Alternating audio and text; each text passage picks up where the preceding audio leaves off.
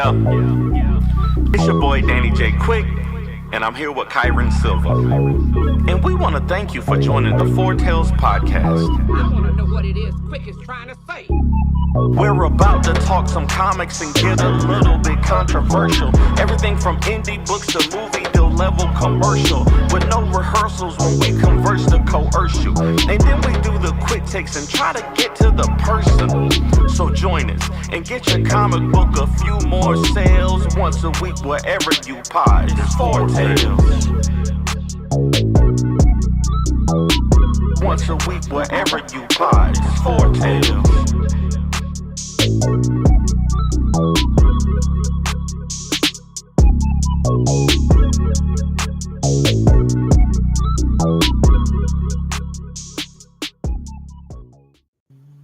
I hate this already.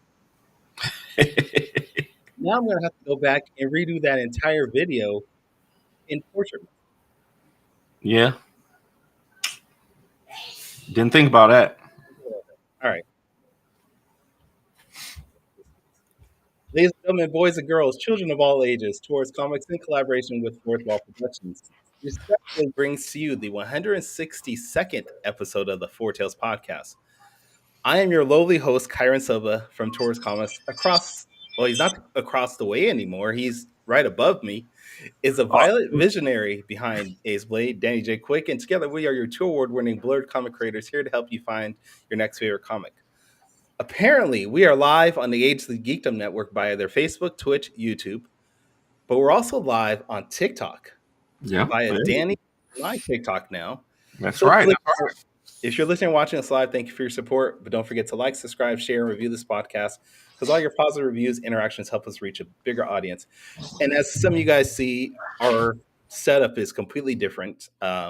Danny said most of our audience watches on their phone. Why not just keep it to where they can just hold their phone like normal, sane human beings? And I said, I don't like that because it makes me look fat. But, you know, you're the star, so we'll just keep it like this. I am not the star, sir. This has been established since day one that this is your show. This is your show. I only make suggestions. Sometimes they're good, sometimes they're bad. And, you know, we roll with the punches. So This is your show. I'm just here to fill in the dead space. That's all I do. Okay. Noah Rodriguez said, what's up? Just followed you. I highly doubt that. I feel like you're a bot, Noah. So you can go whatever. HWP, though, is in the building. What's going on? Jetty Boy 22, you are fat. See, I told you. I knew it. I'm fat. I had already said that before the show. My face is fat because I just am fat. It just happens like that. But it's the thing, man. It's all good. All right. And apparently we got like 41 people watching. Oh, wow. Wow. What is going on? All right. Well, this is what we're going to do. Because I put out a feeler on Facebook. Yep. I put out a notification saying, wow, congratulations to Danny. We're super proud of you. And everybody's like, what did Danny do? What happened? That's not what you said. That's not what you said. You said, congratulations, Danny. I'm not jealous at all, is what you said. Okay. Tomato. Anyways. I said, Danny J. Quick, wow, just wow, congrats. I'm not jealous at all. That is exactly what I said. And people want to know what it is we're talking about. So I'm going to share this, and we're all going to watch it. And so we can all find out what exactly is going on in Danny's amazing life as usual. All right, let's maximize that. Oh, this is going to be lovely, isn't it? Bro. Messed up the whole flow. You could have just said no, Kyron. It's fine. Nope, you know what? We'll be able to hear it. Yeah. If I unmute it. Time, no see. You know? No see? Yo, no say? I want to talk to you about something real. I want to talk to you about something cool. I think some of us might be a bit exhausted at the state of our superhero adaptations lately. There's been high highs. There's been low lows. It's fine. It's the state of what things are right now. But if you're just looking for something new, I would love to introduce you to Ace Blade. I'm so glad I didn't cover any of his face or the title. Ace Blade, the Vegas Vigilante. The titular character of the comic sprawled across my desk, created by the brilliant Danny J. Quick and Christopher Hollers. Now, I've teamed up with Danny, and we're gonna bring Ace Blade to life. Danny and I are going to be making a live-action short film, Ace Blade Immortal. But this is where you can come in. We are going to be crowdfunding this on Kickstarter. So if you want to support something new, something original, something long overdue, please navigate your way to the link in my bio. If you want to see this project come out and you can't donate anything, or you want to donate to, saving people in another country, feel free to do that. This is just something we want to get off the floor, and we want to get the ball rolling, and I wanted to make this announcement. You haven't seen my beautiful face in a long time. That's a little conceited. I'm not going to say that again. Ace Blade. All right, so let's talk about this. If you don't know who that is the amazing Julian Bass. Hello, everybody. I'm Julian Bass. Try to stop that. He said it. He's Julian Bass. Yeah, with almost 2 million followers on TikTok alone. Just TikTok alone, he has almost 2 million followers. He is a visual effects creator. I don't know how you describe him. Storyteller. He's a writer. He does. His background is in visual effects though. He's done some amazing work. So Ace Blade the Immortal, right? Or is it just Ace Blade Immortal? Immortal, yes. Okay, so it's not it's no longer the Facebook, it's just Facebook. Yeah, just Facebook, just okay. Immortal. Yeah, man. Thank you. First of all, Kyron, man, I think it's pretty cool, But yeah, Julian and his representation reached out to me a couple months ago, actually, about the possibility of doing some work together. They asked if I had any ideas for something that would be live action. And of course, I've been writing short films for as long as I've been writing anything. As long as I've been writing anything. If any of you know, I've done a couple of short films. We did My Big Little Sister with my family here, which was one of my favorite things. I used to do some things for my church, in the media ministry and that kind of thing. But yeah, man, I'm excited. We're planning on putting together a short film called Ace Blade Immortal, and I think it'll be able to introduce a new audience to Ace Blade, and I'm excited. I'm excited about it. I'm excited for you. Now I need to ask you, because we talked about this.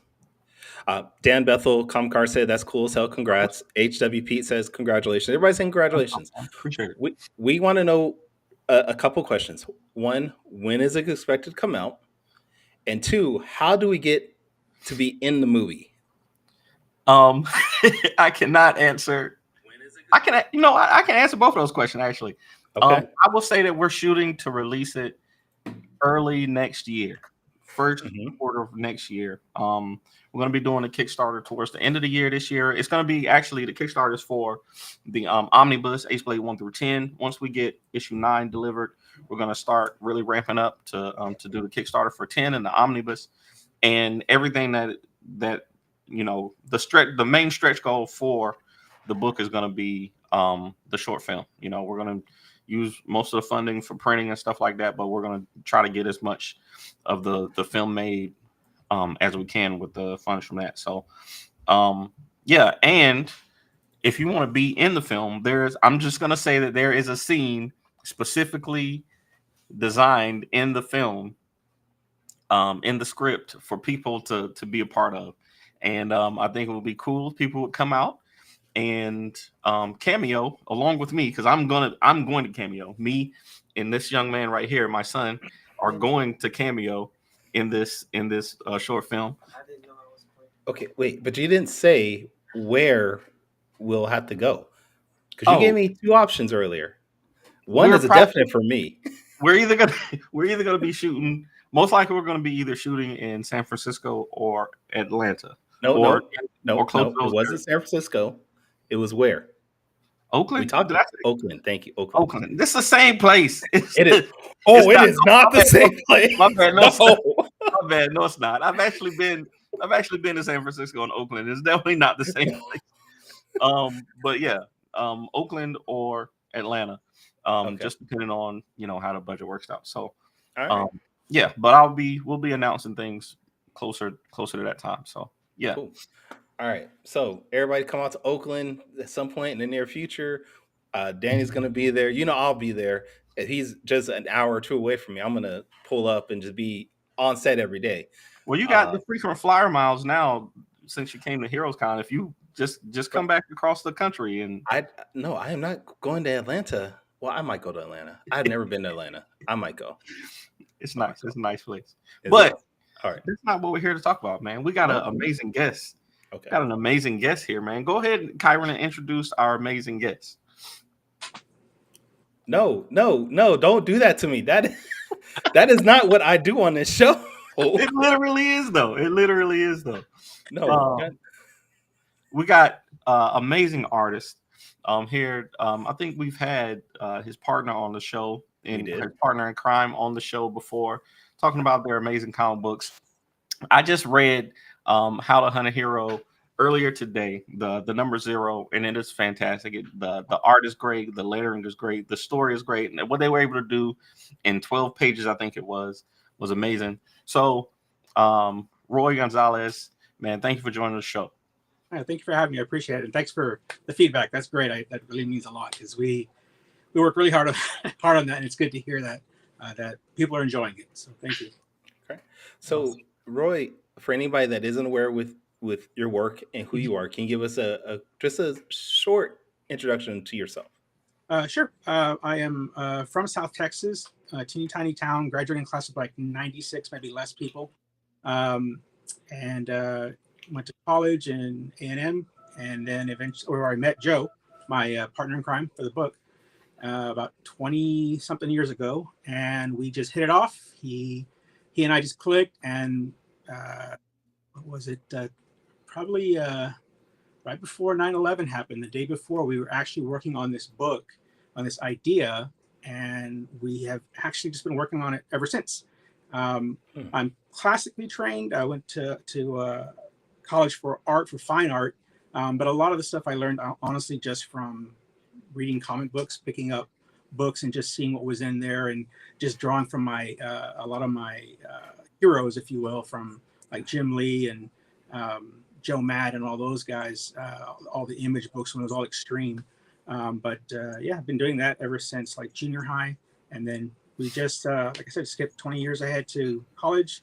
We meet, we say, hey, let's do a comic book. We have an idea. And then 25 years later, I think it is now, we actually put something out around the pandemic. Like we were like, hey, there's nothing else to do right now anyways. Why don't we go ahead and put this book out? And that's what those 12 pages you saw were. We just worked on it. We said, let's just do it. We've got something. Let's put something out and see how it goes. And I'm happy to say it did well and is received well so far. And now we are here at this point where we're launching our number 1. So you'll get the actual 24 pages, I believe, book, 28 pages on that. No, it's great, man. It's great. I know just in doing some research for the show, man. You'll find out later. I went through your social media, man. I went through your social medias, and I can see you're a big fan of comic book superhero stories. I see that. Wait, that is very creepy the way you say it like that. I just went through your social media. It's intentional because I found some stuff, man, and we're gonna talk about it. But I see that huge Galactus behind you, and also know that you're a fan of Superman. So I'm not gonna ask you about a review right now, but I just want to know, which one were you more excited for this summer, the Superman movie or Galactus? Well, Superman to me he's my favorite. I know a lot of people say he's corny, he's old-fashioned, whatever, but I mean, he's like the blanket on my chair. He's everywhere. I have just been a huge fan since Christopher Reeve, Superman, and so I'd be lying if I say it wasn't Superman. It was definitely watching Superman. But there are a lot of good movies coming out, and Fantastic Four looks amazing. And Galactus, that's going to be really, really cool to see that finally on screen. Oh, that's awesome. Which Superman movie would you consider the worst? No negative stuff here. I just want to know, because there's a a school of thought that Man of Steel is the worst, and then there's a school of thought that I think Superman 3 is the worst. I mean, they all offer something to the lore. I mean, that there are things you can take, give and take. I mean, sure, Superman 3 was not the best, but you did get that really cool scene with him where he turned dark, and that whole scene was awesome. You had drinking and everything. Yeah, you got Richard Pryor in it. I'm like, what's not to love about that? So I actually do like Man of Steel better than Part 3 just because it is more modern and what they could do. Like they had the technology to do more things. Yeah. So in that respect, I would say Man of Steel over Superman 3, but those two are probably, well, I would say Superman 3 is probably no, I take it back. Superman 4. Superman 4 is probably the worst of the films. Okay. All right. But I mean, you have to understand, I hold Superman way up here. So I mean, that's like saying it's the best movie. So I don't know. Yeah. No, I love it. Go ahead. What's up, Daryl Murphy is in the comments. Dan Bethel. So we were talking about the movie. Said I can do a cameo, which I will be doing that. Roy, if you come at Club Bat, you're getting thrown off the set. I'm just gonna let you know it's not happening. So, Roy, since this is now my show, yeah. All right, see ya. Let's talk about how to hunt a hero. For anybody, you guys have a Kickstarter going right now for it. It is funded, so congratulations to that. Thank you. What can people expect with this campaign that maybe you might want to divulge to us? Secrets, things like that. Okay. Well, I'll be honest. This is technically my first campaign. However, it's not our first campaign. We've actually worked on other books. One of the books was Teen Strike. It's a book that was based on us growing up in South Texas, but in a superhero capacity. Like, what if we all had superpowers? We were all friends, and we did that, and that one did really well. That was me, Joe, and our friend Jesse who did that one. Then we had Malia Mayhem. Joe I did believe he talked about that last time he was here. That was him and his wife. But I got to see that whole process, how that worked, and then that really gave me honestly the courage to do this. I was like, I don't know, I'm kind of worried. Like, what if it doesn't fun? What if what if nobody likes it? You'll have all those doubts. But this is my first one, and we wanted to make it something fun, something that we were proud of, something that we poured our hearts into, our passion into, and hopefully people would get it, understand what we were doing. Pour some of what I love about the things I like, monsters like cryptids and stuff like that. Joe loves story and the whole idea of like a world's first superhero type thing, and so we poured that into this book. The great thing about this one is, as far as the Kickstarter goes, is we did some really cool guests, cover artists to do some work for us, just from meeting and networking and just talking to other creators in the convention circuit. Just talking to them. We got Terry Parr to do one of our covers. He's this artist. He did Cherry Pie. Really cool book. And then we also got Eddie Nunez. So if Master of the Universe on Netflix, that's what he does with Powerhouse Animation here in Texas. And he did a great cover right there. Yeah, he did it right there. Yeah, it was really cool, and it was an honor just to have him, because he's super busy. So just to get him to get us some artwork for that was awesome. And then we just wanted to offer people some fun things like that. I did about 3 of those covers. I'm the main artist on the book. I did originally color it, but then we ended up going with another artist who I absolutely loved his colors, Sky Wynn. He's amazing. He brought the pages to life. We wanted to give everyone quality artwork through and through. And so we thought, hey, let's get Jeff Denoy or Sky Wynn to do that. And we had hired, oh my gosh, I'm blanking right now. She did the flats for us. She's right there. Yes, thank you. I knew that, but she did the flats for us. So this was all a learning experience for me in that respect, but based on the experience that both my friend Jesse and Joe had done with the book. So it's again, it's something we're really proud of. And when you look at it, it's basically a rom-com action book is what this is. It's going to be a fun book. You're going to see some great action. And I love the action scenes in it, because I just get to cut loose and basically let this can I cuss a little bit? I don't know if I can cuss. Yeah, You go ahead. basically you get to see Ava, who's the main character in this, basically kick some ass, Bigfoot or different monsters. So you'll see a little bit of that, and you saw a little bit of that in the number 0 as well. So that was one of the things that I was like really just I wanted that in this book more than anything. So we really made it a part of that with this story. Reading. I wanted to ask, what is it about the Bigfoot? I just love Bigfoot. And he's everywhere. I've worked on other books with other people as far as like fan art and just I don't know. It's fun. It's mysterious. I'm not even kidding. I just recently bought a birdhouse that is Bigfoot, and it's like his stomach is open and the birds go in. It's just crazy. I don't know. I find it fascinating. Aliens, Bigfoot, cryptids, Loch Ness monster, ghost stories, all that stuff. I believe in ghosts and all that. So I want to do house like hunting stuff where we go looking for ghosts and stuff, but nobody wants to go with me. I don't know why. I'll go. I'll take it. I'll take it. Most people are just like, no, it'll attach to you. You'll bring it home, and I'm like, yeah, that's in the movies. Let's just go.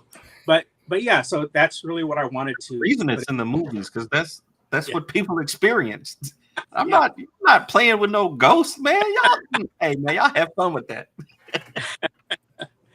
I think it's fascinating. But yeah, so you'll see a lot of that. The Wendigo. A big influence was actually. I want to say it was 2013, maybe 2017, probably in between. Sleepy Hollow. I loved my favorite cryptid, if you want to call it that, is the Headless Horseman. I absolutely love the Headless Horseman. All-time favorite. I have statues and toys of that everywhere throughout my house. And when that series came out, I was watching it, and if you've ever seen it, it's kind of a Monster of the Week, kind of Scooby-Doo, where you had it wasn't just the Headless Horseman, but it was a great introduction to the show. Why is this happening? And not to spoil anything, but basically he brings these monsters of legend out, and they end up fighting these creatures every week, something new, something different. And I really like that idea. And I was like, this is something that we could introduce to the story. And we needed an origin. Like, why is this character, doing this? And how is she doing it? Where is she getting these abilities or whatever? And it just kind of all fell in line. Over the years, we slowly kind of like just cooked the idea. And it just clicked one day. Everything just kind of like we turned it upside down, flipped it over, all that, and it just clicked one day. We're like, well, what if we make the bad guy the focus of the story? Because originally this was a book about Joe, the character that is her love interest in this. And then just one day we were like, Joe was like, well, what if we turn it on its head and make her the focus? And then I was like, okay, well, what if we also did this? And so it just all kind of like came together, it melded, and it just formed. And then 2020 hit, and we just it was ready. It was baked. It was like in the oven. It was good to go, and we just went with it. And we're like, let's do this. And so yeah, there's a lot of influence in it that along with Bigfoot. And I figured, who else for her to fight first than Bigfoot? You got to take on the champ first, and that's Bigfoot. He's probably the most well known, I think, of cryptids. I'll say that was my favorite part of reading the number 0 is like figuring out how you got to the title, because it did not start off how to hunt a hero. Like the story started with the villain, Ava. She's introducing herself. She's saying, her background and all this stuff. And I'm like, what? This does not have to. Then she's like, I started hunting the cryptids. Because I was so good at I could make anything I wanted. I started hunting the cryptids, and I was like, I still don't see how you get to how to hunt a hero. Right. And then you introduced Joe, and it all came together. So that was my favorite part of reading it. Like that's all coming together for me. Yeah, and that's when, like I said, it originally was called Average Joe. It was about Joe and his two friends, his best friends, Pete and Jerry. And then, like I said, Joe just one day he was like, we felt like the idea had been done. Back when we wrote it, though, it was kind of semi-fresh idea. It was still relevant. But then, 20 years later, we're like, man, that's been done to death. How can we still do this whole idea of a first superhero, but make it, something new? What's our twist? What's our angle on this? And then it just, like I said, we flipped it on its head, and we were like, well, and that's the funny thing is, Abel was actually just she was supposed to make a one-time shot, like one-shot guest. Came in, played like a love interest of his, well, she was in love with him, and then she was gone. Like we never even touched it again. And then, we were like, well, wait. We went back and we looked at all the artwork, we're looking at all the sketches, and it just, like I said, I don't know what happened, but Joe just said, hey, well, why don't we flip it? And then that's where we went with that. And the idea is she's basically like Bruce Wayne, intelligence, Robert Downey Jr.'s Iron Man money, kind of like that. That's her, I guess, if you want to think of it like that, that's kind of who she is, but she's evil. She's like, what if we had somebody with that money, that technology, but that chose to be evil, and then this is what she did with it. And so she just starts, because in our world there are no superheroes in our universe. The only characters that have what you would consider maybe even superpowers are cryptids, are monsters. And so it just kind of like made sense slowly, piece by piece. And so eventually the idea of the title is she hunts basically all the monsters that she can find. They're all captured. She has them all now, and she decides to take their powers, their superpowers, and she gives them to our character Joe without his knowledge or consent, and creates our universe's first superhero. And then the hunt begins. Okay. And his weakness is his current girlfriend, and I like that. I like that. The current girlfriend, who looks a lot like when I first saw that character, I thought of what's her name, Amy Jo Johnson, the pink from Power Rangers. Yeah, the Pink Ranger. I was like, just like Amy Jo Johnson. But yeah, man, I great concept. I'm glad. Even though it took y'all a while to get around to that, I'm glad that you did, because it's fresh. And I hope, Ava's. I even though Ava's definitely the bad guy, even though she's definitely the antagonist. Reading that Zero issue, I kind of got attached to her, and I'm hoping, maybe she can be redeemed somehow. I don't know. I doubt it, but I hopefully we'll see. Yeah, and that they say write what you love, do what you love, that kind of thing. And the great thing about Ava's character is that, like, we know Joe, we know Pete, we know Jerry. Like, they're actually based. Joe is actually an amalgamation of me and Joe. It's like kind of like, what would we do in these situations? And again, it's just the way we write. Like, what would you do if this happened? And this is what I would do. And so we blended. So that's Joe. And then Pete and Jerry are based on two of our really good friends from high school, and one of them who's no longer with us, but is actually, that character of Jerry is in almost every single book that we do. He's in every story because he was a part of our circle of friends in high school. But then for Ava, it was like, well, it's kind of strange because we wanted somebody that we understood, that we would like, and creating or writing a villain is so much fun. It's so much more fun than doing the good guy, as I've learned as we've been doing this. And her whole thing is she's like us. She's a geek, she's a nerd. She loves comic books. She loves the movies. So what we wanted to do for her is every time she creates a new armored suit, right? Because there'll be different ones for different creatures she has to fight. Just like the toys, or like Iron Man, when we were growing up, you saw or Batman, you saw underwater Batman or city flying, whatever. They did that thing. We kind of incorporated that. So you'll see a lot of the designs she has for her suits are actually nods to the stuff that we grew up loving. They're little Easter eggs, little things like her main suit that we kind of introduced in this first one, the Wraith suit, we call it. It's kind of a Darth Vader meets like Shredder kind of. You'll see little things, little nods that we put in there, and that's intentional. Like, we're not trying to rip anything off. We just, as I create the suits, I'm just like, oh, this would be kind of cool if she had this, and if she did this. And so, I'm sorry, I'm a horrible host. I have images you sent me that I could be posting of this as you're describing it. Yeah. But in this one, for instance, if you look closely at this right there, right in the center of her, I guess of her neck guard, if you will, you'll see the Superman diamond.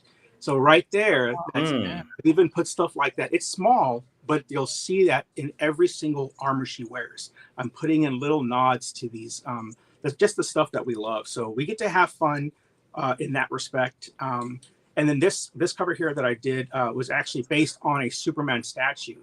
And I wish I was supposed to look this up so I could give credit to the sculptor and everything. But this was a piece that they had done for Superman, where he's got his Rose Gallery fighting him. And I was just like, man, that is so good. So I just started drawing, and then it just put in our spin on it, if you will, our little nod to that too. So what you're saying is that she actually stands for hope. Sure. Sure. Not at all. No. Hey, I figured I'd just throw it in there, you know. A redemption story would be interesting though, but I think I want to have more fun with her before we get to that point. It'd be interesting. I don't know how we could redeem her, but we will definitely have fun, and hopefully all the readers will enjoy it as well. So with this issue 1 being funded already in Kickstarter, what can we expect with issue 2, and when can we expect that? Well, now that I've seen that this book, and that was the big thing. So again, this was my first one. So, the nerves going into this, and kind of along with this subject, I will say one of the biggest things that I get asked, or the things I get asked the most at conventions, is how did you just start? Like, how did you start? What did you do? And honestly, a lot of it is just getting that confidence to do it, to believe that you can do it, and and obviously having the story done, but. With that, we were like, okay, well, let's see how how it goes. If people, are interested in this book, if we can get an audience, if we can get something going, and seeing that we already have, like I said, we've been working on this for 20 years. We have so much material on this that we could probably just keep going and going. So basically, the honest answer is, as long as people keep backing it, we'll keep making more issues because it's what we enjoy doing. So since I'm doing all the artwork for it, I think for this one, I do about 4 pages a month, probably, because I have a regular 9 to 5 job. Well, technically I work 12 hours a day, and then I work on this. And so it's really up to how fast I can get this stuff done. And so I'm getting quicker, but it does take time. So, but I would say within, we could probably do another one within about 4 or 5 months, something like that. But the stories are done. Like, a lot of this stuff is already done. It's just finding the time to actually draw the stuff out and put it out. But I mean, if people want more, I am ready to go. I am happy to do it. You hear that, kids? It takes us artists time to draw. This man's busting out a couple pages a week. He's doing his best. Give him his time. Yeah. And I hope the demand is there, because that's what I'm hoping for. I mean, it's a dream of ours. We actually were asked to put some of our books into a comic book shop, which was I never thought that was ever going to be a thing. And I don't know how most people feel about that, about brick and mortar. I love brick and mortar here, right? I like tactile. I like having an actual book in my hands where I can read through it, the smell of it, whatever. But that was a huge honor. Like, when they asked us, we were so happy. We actually went down, took our families, and hey, look, our book's on the shelf or whatever. And that was really neat. And honestly, for me, that's all I wanted. I just wanted to say, hey, I've got a book on the shelf at a comic book shop. You can actually go to a comic book shop and see it. And this is something that we did, that we put our passion into all these years, all our sweat and tears, all that stuff. We put it into it, and there's an audience. People like it. And that's the other thing. I will tell people, there's always an audience for something. You'll always be surprised. For the most part that I've seen, there's so much talent out there at these conventions, and the people that we've talked to just putting out so much great material. And I'll be honest, I enjoy a lot of the indie books more than I do the Marvel or DC. There's a lot of really good ideas and a lot of talent out there, and people just working together and making these collaborations. It's awesome. It's absolutely awesome. Absolutely. I love it, man. All right, so we got to get to my favorite part of the show now. All right, we're gonna do quick takes, man. Kyron, whenever you're ready. I just realized this video is gonna look stupid, so whatever.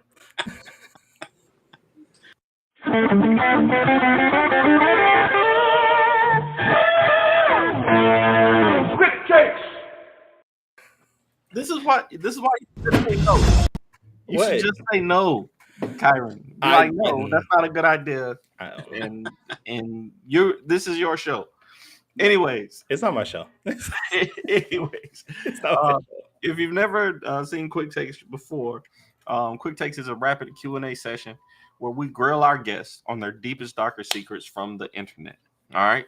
So I did a deep dive on your social media, and these are just some questions to help our audience get to know you a little bit better. Okay. You're going to have 45 seconds for each question. I'm going to ask you 5 questions, and then the last one is going to be a top 5 list. Okay, so most importantly, Superman. You saw it. I saw it. Kyron did not.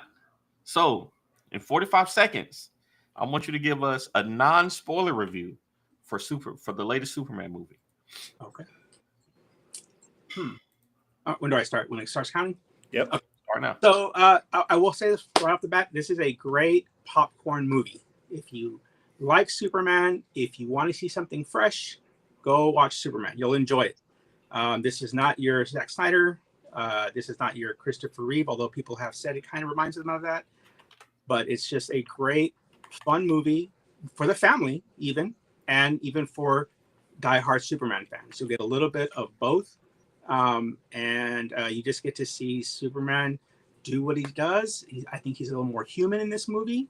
But the action scenes are great. The supporting cast is great. The whole movie cast is amazing. And then the chemistry between Lois and Superman is perfect. Agreed. I agree with all that. I'd say the only thing I would add, and I would say, if you liked Guardians of the Galaxy, you will like this movie. It is very similar in tone, and James Gunn, yeah. James Gunn definitely did his thing with this one. I enjoyed it. Yeah, okay. I agree wholeheartedly with everything you guys said. You haven't seen the movie, you don't know. I just want to be part of the group. Okay, leave me alone. Okay. All right. So, question number 2.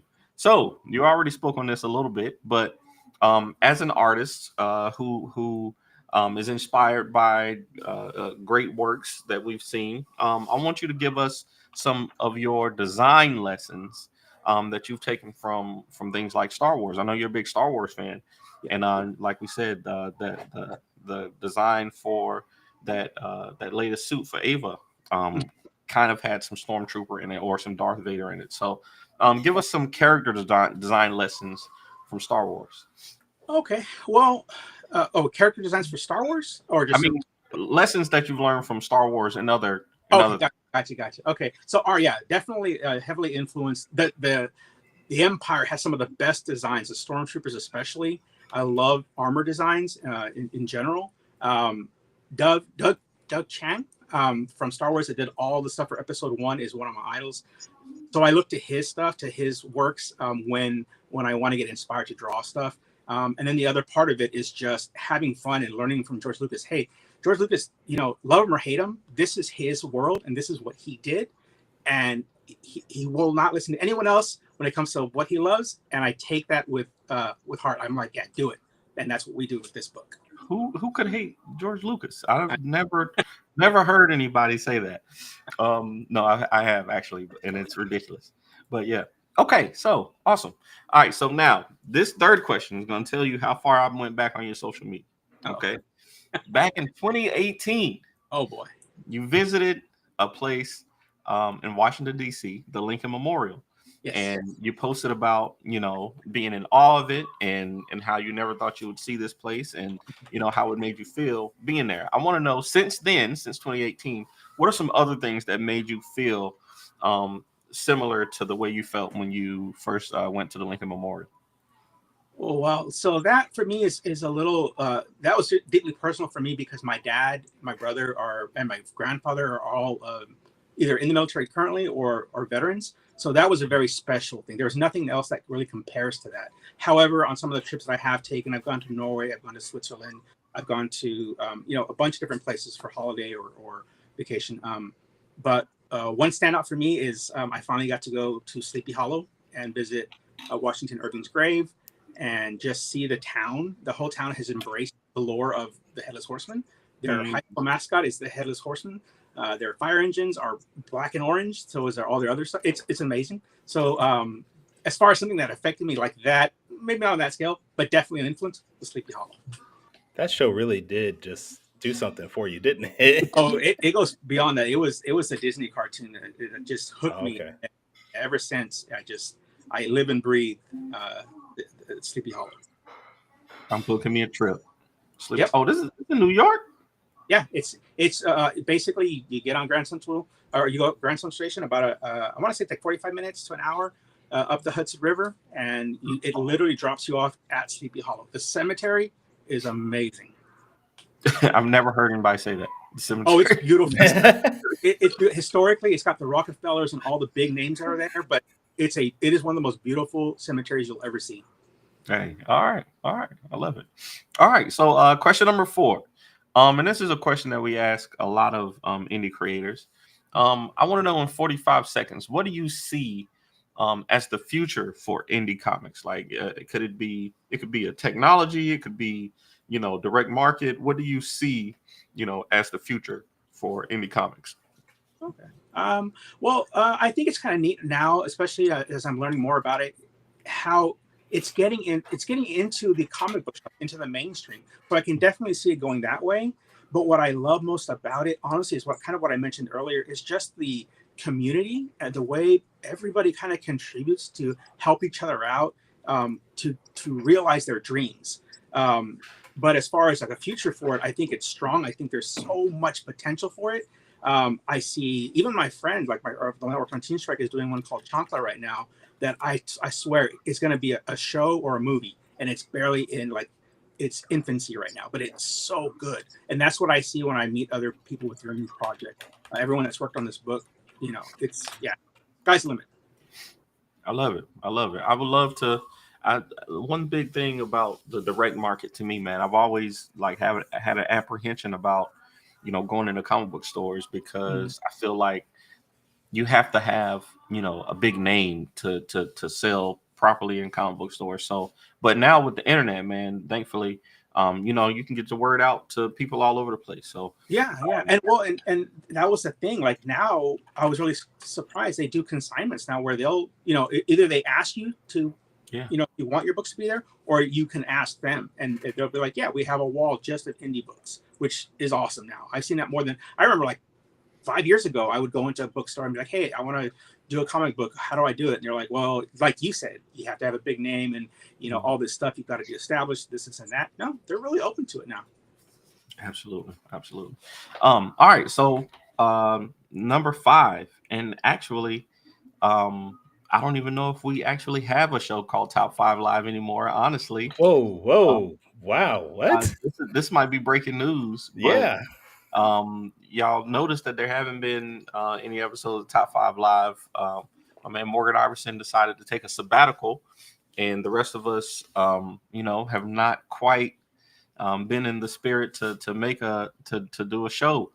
But in the spirit of Top 5, I'm gonna ask you to do a Top 5 list, anyways, for the 5th question. So, for you, I want to know, and you said that you believe in ghosts and all this stuff. So I want to know the top 5 cryptids that you believe actually exist. The definition, because the definition of a cryptid is an animal or a creature that has not been confirmed to exist. So I want to know your top 5. Of course, you're gonna say Bigfoot is the number 1, I think, or Sleepy Hollow. You're gonna say Sleepy Hollow is number 1, maybe, I don't know, but I want to know your top 5 cryptids that you believe exist. Okay. So first one, obviously, Headless Horseman. I'm going to go with that one just because the Doolahans have actually existed throughout many cultures for thousands of years. That's a Headless Horseman, the Doolahan. Then obviously Bigfoot, because it's real. And then the Mothman. I believe that it's truly a thing. So many witnesses, the whole town just based on that. Loch Ness Monster is one of my favorite.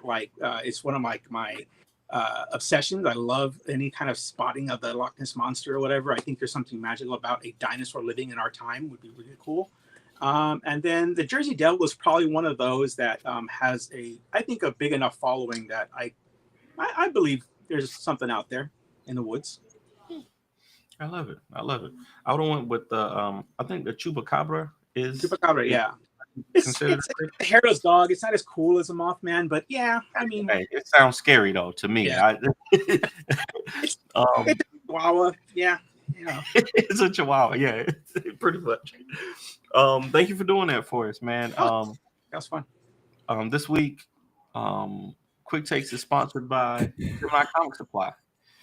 Go to GeminiComicSupply.com and use the promo code AcePlay to get 10% off your entire order. Back to you, Kyrie. Thank you for that. And you know what? I while you guys are doing quick takes, I put this together. So we're going to check it out.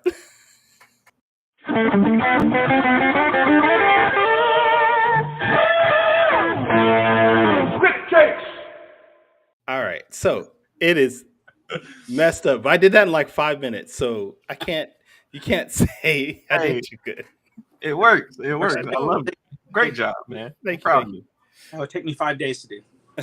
All right. Roy, we appreciate you being on. We want to make sure our audience follows you and keeps up with your work. So where are the best places online for people to keep up with you?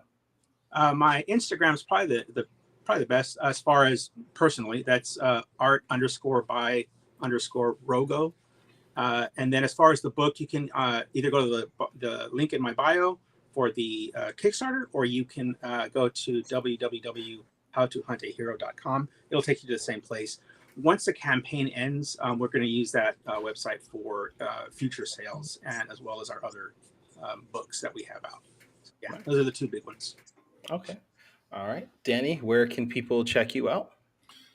I think you could go to fourthwallpros.com or fourth wall pros on basically all social media platforms. You can also check him out at the Ace Blade on all social media platforms. I got distracted because I have this conspiracy theory that we live in a simulation, but sometimes like stuff like this happens and it makes me believe that life is real, because I just followed Roy on Instagram and I heard his phone vibrate and I was like, there's no computer in the world strong enough. There's no computer strong enough to be able to make that happen. So life has to be real. And that just completely threw me off. Awesome. But yes, at the Ace Blade on all social media platforms. Kyron, where can people find you, man? So birds aren't real. They're just thrown. The dinosaurs. You can follow me at tauruscomics.com. I am at all social media platforms at Taurus Comics. And if this is the first time you ever checked out our podcast, you can go to our website. That is fourtalespodcast.com. That is number 4, TALES podcast.com. You can listen to our previous episodes. You can buy merchandise. You can support us by buying us coffees, whatever they normally do at websites. You can do that there. But join us next week where we're going to have Sarah White on the show talking about her cat. I was going to use another term, but I figured maybe I should make that PG. And then, apparently, because Sarah's in the chat saying, but what about StarCorps? We can talk about StarCorps because I'm almost done with the script for issue 2. So we'll talk about StarCorps there. But join us next Friday, 5 p.m. Pacific, 8 p.m. Eastern for then. Until then, though, everybody, sayonara, goodbye, and please take care of yourselves. And I'm sorry this video is going to look crappy because it's not for portrait mode, but hey, love you guys. Yes. I